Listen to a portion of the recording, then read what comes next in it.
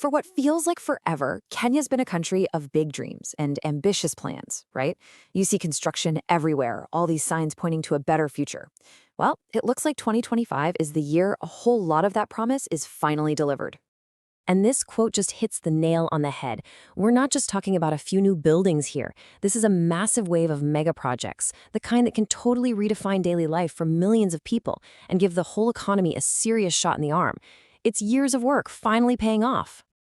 And none of this is happening by accident. It's all part of Kenya's Vision 2030, this huge long-term game plan to create a high quality of life for all its citizens.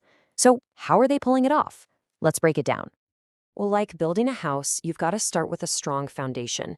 And for a country, that means tackling the absolute basics. We're talking about food, housing, and power. You really can't do much else until you've got those three sorted out. So here's the playbook. Step 1, make sure everyone has enough to eat. Step 2, build modern places for people to live. And step 3, fire up a clean, reliable power grid to make it all work. Simple enough, right? Let's kick things off with food.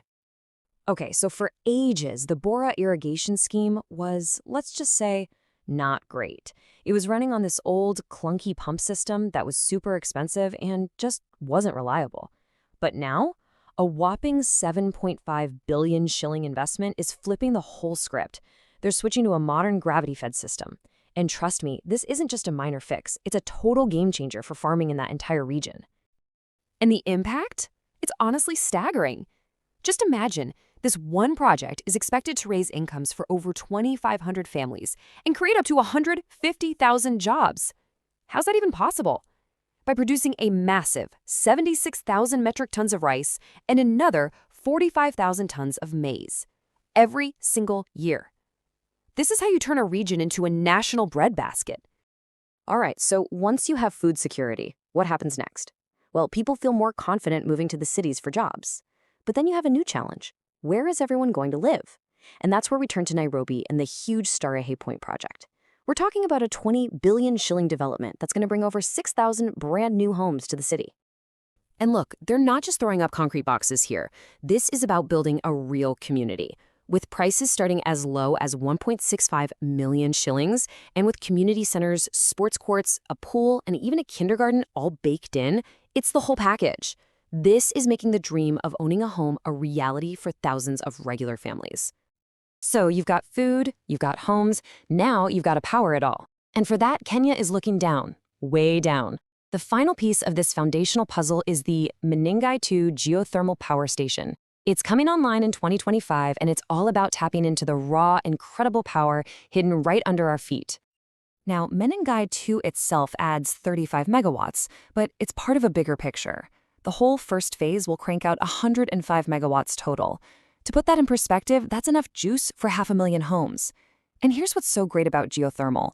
It's not like hydropower that depends on the rainy season. It's on 24/7, rock-solid, reliable energy. And that kind of stability, it's absolutely crucial for industrial growth. Okay, so the foundation is set. Food, homes, power, check, check, and check. Now it's time to think bigger. We're moving on to the projects that act like the nation's arteries, the massive infrastructure that's going to get commerce flowing, connect every corner of the country, and really unlock its economic power. I mean, anyone who's ever been to Kenya's south coast knows the pain of the Likoni ferry. For decades, it's been this massive bottleneck, just choking off the whole region. Well, the Dongo Kundu Bypass is the answer everyone has been waiting for. By 2025, the final phases will be done, creating a direct, high-speed link that completely skips all that ferry chaos. And when I say this project is big, I mean it's big. Just one of the bridges, the Mateza Bridge, is going to stretch for 1.44 kilometers. That makes it one of the longest bridges in all of East Africa. Seriously, this thing is an incredible feat of engineering. In fact, get this, it's not just one bridge. The bypass includes 3 separate, massive bridges built right over the Indian Ocean. And this is about so much more than just easing traffic. This bypass is the main artery for the new Dongo Kundu Special Economic Zone, a huge industrial hub that's expected to create over 100,000 jobs. No bypass, no SEZ. It's that critical. Zooming out even further, Kenya is building out 2 epic transport corridors at the same time. You've got the Lamu-Garissa Road, which is set to be completed in 2025 to open up the northern frontier. And then there's the SGR extension, which kicks off construction in 2025 with the huge goal of connecting Kenya all the way to Central Africa. Let's dig into each of these. First up, the Lamu-Garissa Road. You can have the best deepwater port in the world, like the new one at Lamu, but if you can't get goods in and out efficiently, it's kind of useless, right? That's what this 257-kilometer highway is all about. It is the essential first link connecting that port to Kenya's interior. When it's finished in 2025, it finally opens up that whole northern trade route. At the same time, the standard gauge railway is on the move again, finally pushing west. Construction is set to begin in 2025 on a massive 475-kilometer line to the Malaba border. The endgame here is immense, creating a seamless rail line from Mombasa deep into the heart of Africa, serving Uganda, Rwanda, and the DRC. This is what cements Kenya as a critical regional hub. So, we've covered the practical stuff, right? Food, homes, power, transport. But a great nation is more than just economics and infrastructure. What does it look like when a country feels truly modern and confident in itself? It's also about national pride. It's about ambition. And that leads us perfectly to our final project, which might be the most symbolic of them all, the Talanta Sports Stadium. This isn't just a building, it's a statement that Kenya is ready to take its place on the world stage.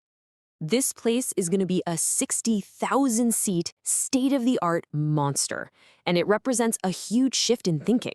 See, unlike older arenas with those big running tracks, Talanta is being built specifically for football and rugby. No track means the fans will be right on top of the action. Imagine the atmosphere. It's designed to be just as intense as the best stadiums in Europe. The stadium really is more than just concrete and steel. It's a symbol of determination and confidence, and they're building it on a very tight deadline because it's set to be the crown jewel of the 2027 Africa Cup of Nations, which Kenya is co-hosting. It's their chance to showcase the country's progress to the entire continent. So, to sum it all up, 2025 is the year all these different pieces of the puzzle really click into place.